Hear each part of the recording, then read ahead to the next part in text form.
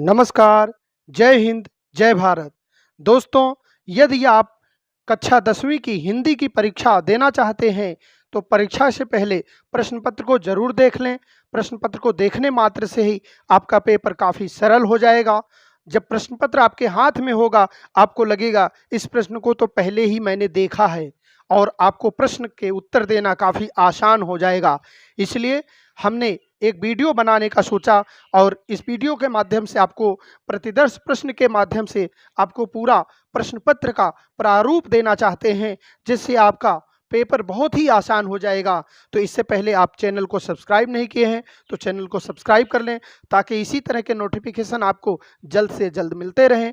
आइए प्रतिदर्श प्रश्न के पहले प्रारूप पर चलते हैं, जिसमें आप देखेंगे इस सत्र के 21-22 सत्र के परीक्षार्थी जो अभी टर्म 2 का प्रश्न पत्र दे रहे हैं, यह 40 अंक का होगा। जैसा कि आपको सबसे पहले पता भी है, निर्धारित समय 2 घंटे का होगा। सामान्य निर्देश प्रश्न पत्र में दिए होंगे। इस प्रश्न पत्र में 2 खंड रहेंगे, खंड क और खंड ख। सभी प्रश्न अनिवार्य हैं। यथासंभव सभी प्रश्नों के उत्तर क्रमानुसार ही लिखिए। अर्थात प्रश्नों के उत्तर जब भी आप अपनी उत्तर पुस्तिका में लिखें, बोर्ड की उत्तर पुस्तिका में लिखें, तो प्रश्न संख्या 1 के बाद ही 2 लिखें। पहले 2 लिखकर तब 1 न लिखें, क्रम से लिखें, ताकि आपके प्रश्न पत्र का उत्तर का मूल्यांकन करते समय कोई भी परेशानी ना हो, जिससे आपके अंक अच्छे आ सकें। इस तरह से सभी प्रश्न अनिवार्य हैं। यथासंभव सभी प्रश्नों के उत्तर क्रमानुसार ही लिखिए। लेखन कार्य में स्वच्छता का विशेष ध्यान रखिए। स्वच्छता का तात्पर्य है कि जिस वर्ण को आप बनाएं, वर्ण सही बनाएं, पाठ्य हो, पढ़ने में आए, ताकि परीक्षा देने के बाद जब आपके उत्तर पुस्तिका का मूल्यांकन हो, तो मूल्यांकनकर्ता आपके प्रश्नों का उत्तर पढ़ सके और सही अंक दे सके। इसी तरह से लेखन कार्य में स्वच्छता का विशेष ध्यान रखिए। खंड क में कुल 3 प्रश्न हैं।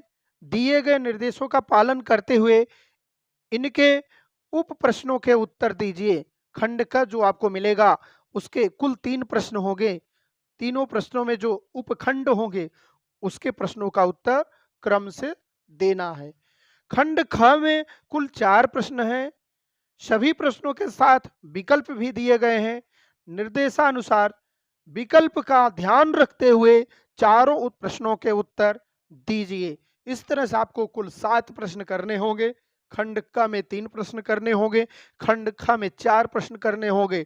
इस तरह से जो आपका पाठ्यक्रम होगा, खंड क में आइए देखते हैं कैसे अंक पाएंगे। खंड क 20 अंकों में बटा होगा। 20 अंक खंड क में आप पाएंगे। सबसे पहले देखा गया है कि निम्नलिखित प्रश्नों के उत्तर 25 से 30 शब्दों में लिखिए। यहाँ निर्देश दिए गए हैं कि जो प्रश्न आएगा, उसके उत्तर आप 25 से 30 शब्दों में देंगे।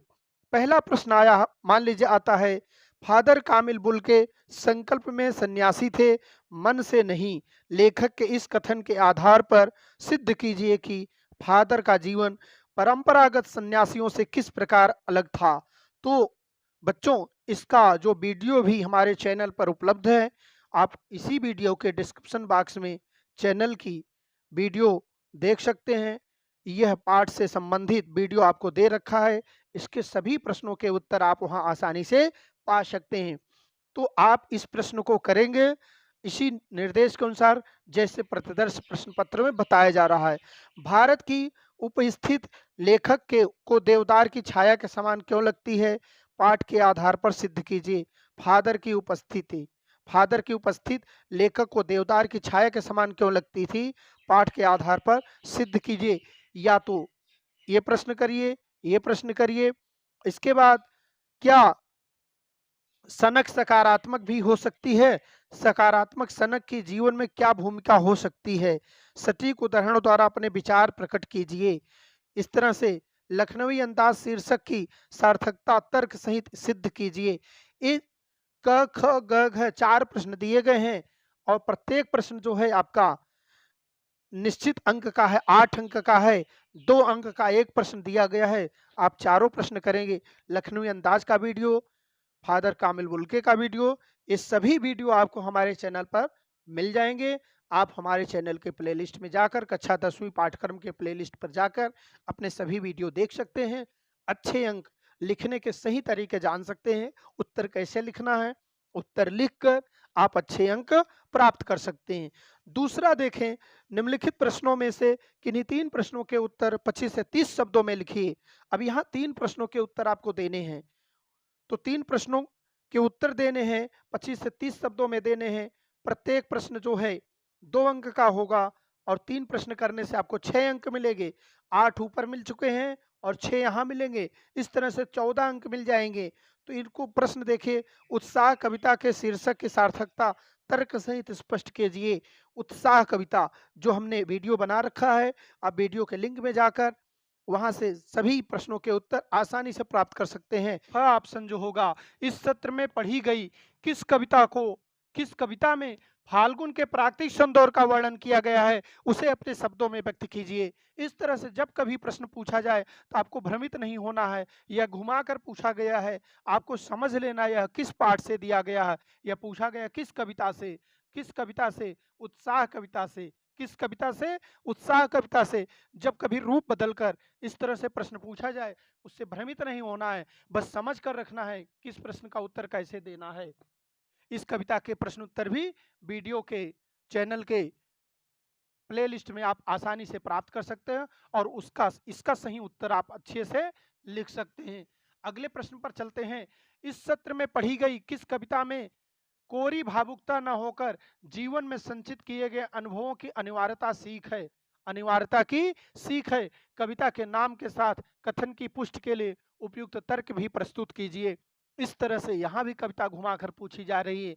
इस सत्र में ऐसी कौन सी कविता आपने पढ़ी जिसमें कोरी भावुकता न होकर के जीवन में संचित की गए अनुभवों की अनिवार्यता की सीख है। अनिवार्यता की सीख है, अनुभवों की अनिवार्य सीख है। इस तरह से आप कविता को समझ लेंगे और इस कविता के प्रश्न के उत्तर आसानी से कर लेंगे। इस सत्र में पढ़ी गई किस कविता की अंतिम पंक्तियां आपको प्रभावित करती हैं और क्यों? तर्क सहित उत्तर दीजिए।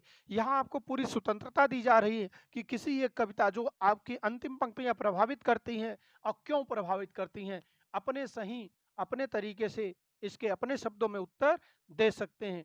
तीसरा प्रश्न जो है आपके सामने, तीसरा प्रश्न कह रहा है निम्नलिखित प्रश्नों में से किन्हीं 2 प्रश्नों के उत्तर लगभग 60 शब्दों में लिखिए।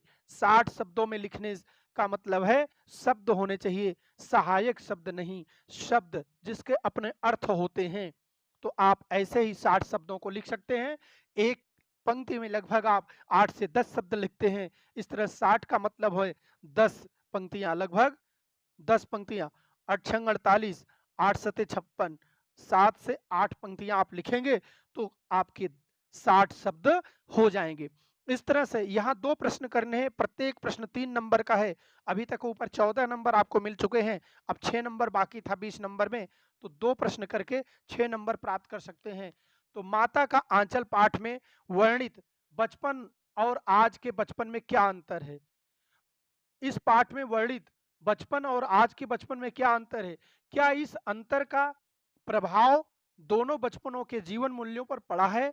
तर्क सहित स्पष्ट कीजिए। यहाँ जीवन मूल्य पूछा जा रहा है, तो जीवन मूल्य से संबंधित प्रश्न जरूर तैयार करें, जिससे आपको प्रश्न के उत्तर लिखने में कोई समस्या न हो और आपके अच्छे अंक बन सकें। जॉर्ज पंचम की नाक पाठ में निहित व्यंग को स्पष्ट करते हुए बताइए कि मानसिक पराधीनता से मुक्ति पाना क्यों आवश्यक है। आप यहाँ देखिए जॉर्ज पंचम के माध्यम से दिया गया है। इस प्रश्न को भी जॉर्ज पंचम की नाक पाठ से आप इस तरह से प्रश्न आएगा तो आप कर पाएंगे। इसी तरह से ग है, ग अगला प्रश्न जो है, नदी, फूलों, वादियों और झरनों के स्वर्गिक सौंदर्य के बीच निम्न दृश्यों ने लेखिका के हृदय को झकझोर दिया है। साना साना हाथ जोड़ी पाठ के आधार पर उत्तर दीजिए। साना साना हाथ जोड़ी पाठ के प्रश्न उत्तर भी वीडियो के प्लेलिस्ट में चैनल पर आपको उपलब्ध हैं। आप वहां जा करके अपने क्लास 10th की प्लेलिस्ट ओपन करके वहां से इसके सभी उत्तर प्राप्त कर सकते हैं। इस तरह से आप अभी तक खंड क समाप्त किए हैं। खंड ख भी 20 अंक का होगा, 20 नंबर देगा। इस तरह से खंड ख रचनात्मक लेखन खंड है, लेखन खंड से संबंधित है। निम्नलिखित अनुच्छेदों में से एक विषय पर संकेत बिंदुओं के आधार पर लगभग 150 शब्दों में अनुच्छेद लिखिए। एक बिंदु पर लिखना है कोरोना काल और ऑनलाइन पढ़ाई। आपके संबंधित विषय है, आपने इस कार्य में शामिल होकर भाग लिया है, कोरोना काल में आपने पढ़ाई की है, टर्म 1 का पेपर आपने कोरोना काल में दिया है, तो आप इसको भी बड़े आसानी से लिख सकते हैं। 5 अंक का है, सही भूमिका बनाकर संकेत बिंदुओं के आधार पर सही-सही उत्तर देंगे तो 5 अंक आपको पूरे दिए जाएँगे। 20 अंक में 5 अंक मिल जाएँगे तो बचेगा 15 अंक। इस तरह से दूसरा विषय जो अनुच्छेद का दिया गया है, मानव और प्राकृतिक आपदाएँ। इस तरह से प्राकृतिक आपदाएँ जो अचानक मानव सभ्यता पर आती हैं, ऐसी सभ्यताओं से इसमें भूमिका, प्रकृति और मानव का नाता, मानव द्वारा बिना सोचे विचारे प्रकृति का दोहन, कारण एवं प्रभाव, प्रकृति के रौद्र रूप से लिए दोषों और कौन निष्कर्ष, इसका दोषों को दोषी कौन, इस तरह निष्कर्ष। तो कहने का ये मतलब जो ज्वलंत मुद्दा होता है, जैसे ऊपर कोरोना और ऑनलाइन पढ़ाई, अगर इस तरह से कुछ आता है प्रश्न तो इसको जरूर करना चाहिए। इसमें पूरे अंक मिलते हैं, इसमें अंक नहीं कटते हैं। जबकि मानव और प्राकृतिक आपदाएं यह करंट मुद्दा भी नहीं है, इसलिए इस पर अंक काटे भी जा सकते हैं। सड़क सुरक्षा और जीवन रक्षा, सड़क सुरक्षा और जीवन रक्षा आज के लिए बहुत ही उपयोगी बिंदु है। इस तरह से ऐसे बिंदु का भी आप लेखन करके अच्छे अंक उठा सकते हैं। अगले प्रश्न की बात कर लेते हैं। आपकी चचेरी दीदी कॉलेज में दाखिला लेना चाहती है। आपकी चचेरी दीदी अर्थात बहन कॉलेज में दाखिला लेना चाहती है, किंतु आपके चाचा जी आगे की पढ़ाई न करवा करके उनकी शादी करवाना चाहते हैं। इस बारे में अपने चाचा जी को समझाते हुए लगभग 120 शब्दों में एक पत्र लिखिए। तो चाचा जी को जो पत्र लिखना है वह औपचारिक है या अनौपचारिक, पहले इसका ध्यान करेंगे फिर पत्र लिखेंगे। अनौपचारिक है तो अनौपचारिक के तरीके से, औपचारिक है तो औपचारिक के तरीके से पत्र लिखेंगे। क्यों? क्योंकि अगर पत्र फॉर्मेट में सही तरीके से नहीं लिखा गया तो अंक नहीं मिलते हैं। पत्र लिखते समय दूसरी बात का जो ध्यान रखेंगे, गलतियां नहीं होनी चाहिए। अगर आप वहां पत्र लिखते समय कोई कट करते हैं, कटिंग करते हैं और फिर से लिखते हैं, उस पे अंक कटते हैं। इसलिए आप पहले मन में बना लें कि हमें क्या लिखना है। जब लिखने लगे तो गलतियों को ना करें, जिससे आपको पूरे अंक मिले और आपका रिजल्ट बहुत ही अच्छा हो सके। ऐसा लिख सकते हैं। अथवा आपके क्षेत्र में सरकारी राशन की दुकान का संचालन गरीबों के लिए आए अनाज की कालाबाजारी करता है। कालाबाजारी अर्थात गरीबों को न दे करके अन्य मार्केट में बेच देता है और कुछ कहने पर उन्हें धमकाता है। उसकी शिकायत करने है तो लगभग 120 शब्दों में जिला अधिकारी को पत्र लिखिए। अब यहाँ देखिए, आपने औपचारिक किया है तो औपचारिक, अनौपचारिक किया है अनौपचारिक। पहला अनौपचारिक और दूसरा औपचारिक, दोनों पत्र दिए गए। जो पत्र आपका अच्छा तैयार हो उसी पत्र को लिखना चाहिए। अथवा देने का मतलब एक ही प्रश्न करना है। अथवा का तात्पर्य ही होता है पहला करें अथवा दूसरा करें, इन दोनों में से एक करना है और 5 अंक ले लेना है। इसी तरह से छठे प्रश्न की बात कर लेते हैं। आपको अपना फ्लैट किराए पर देना है, इसके लिए लगभग 50 शब्दों में एक आकर्षक विज्ञापन तैयार कीजिए। अब यहाँ विज्ञापन लेखन आपको करना है। विज्ञापन लेखन कैसे करना है? आपको एक चित्र करना होगा, चित्र आकर्षक शब्द लिखने होंगे, सही फॉर्मेट लिखना होगा ताकि विज्ञापन अच्छा हो सके। तो आपको 2.5 अंक मिलेंगे, आधे 2 अंक और आधे अंक मिलेंगे।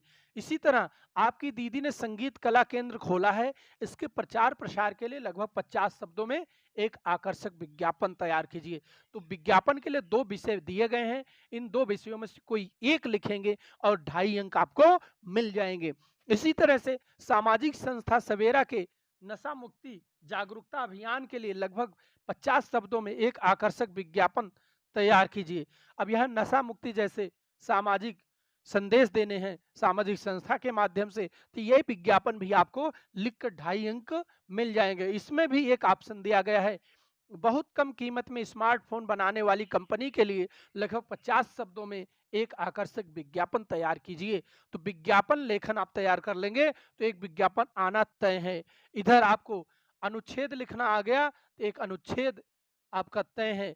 इस तरह से विज्ञापन, अनुच्छेद, संदेश लेखन जो हमने वीडियो भी बना रखा है, अब वीडियो में बहुत अच्छे से समझाया। संदेश लेखन आप उसको देख करके बहुत अच्छा कर सकते हैं। तो आप मेरे वीडियो को जरूर देखिएगा। चैनल के प्लेलिस्ट में जाइए और वहां से क्लास 10वीं का प्लेलिस्ट ओपन करके वीडियो को आप देख सकते हैं और देखकर अच्छे अंक प्राप्त कर सकते हैं। राष्ट्रीय प्रतिभा खोज परीक्षा एनसीईटी में NTASE अर्थात पहला संस्थान प्राप्त करने पर अपने मित्र को लगभग 40 शब्दों में शुभकामना संदेश लिखिए। तो यहाँ 40 शब्दों में लिखना है।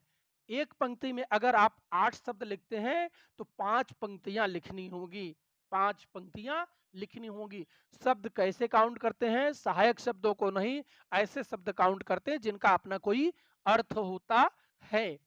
इसी तरह साहसिक कार्य के लिए बाल वीरता पुरस्कार से सम्मानित होने वाले अपने मित्र को लगभग 40 शब्दों में बधाई संदेश लिखिए। तो बधाई संदेश है या प्रतिभा खोज के लिए जो आपने पाया हुआ मित्र को लगभग शुभकामना संदेश देंगे। इस तरह से इसमें से एक करना है, एक करके आप 2.5 अंक प्राप्त कर सकते हैं। इसी तरह ख 7वें प्रश्न में ख जो दिया गया है, केरल के निवासी अपने मित्र को ओणम के अवसर पर लगभग 40 शब्दों में एक बधाई संदेश लिखिए। अर्थात केरल के निवासी 40 शब्दों में बधाई संदेश लिखना है। या भैया भाभी की पहली वैवाहिक वर्षगांठ पर जो मैरिज एनिवर्सरी कहते हैं, लगभग 40 शब्दों में एक शुभकामना संदेश लिखना। उनको शुभकामना संदेश लिखकर आप यहाँ 2.5 अंक प्राप्त कर सकते हैं। इस तरह से आपका टोटल 20 अंक हो जाएगा। आशा करता हूँ इस वीडियो से आपको बहुत लाभ होगा, आपके पूरे अंक आने में काफ़ी मदद मिलेगी। अगर मदद मिले तो वीडियो को जरूर लाइक करिएगा, सब्सक्राइब करिएगा, चैनल को सब्सक्राइब करिएगा और लिंक को दोस्तों में जरूर शेयर करिएगा। आज के लिए इतना ही। धन्यवाद। जय हिंद, जय भारत।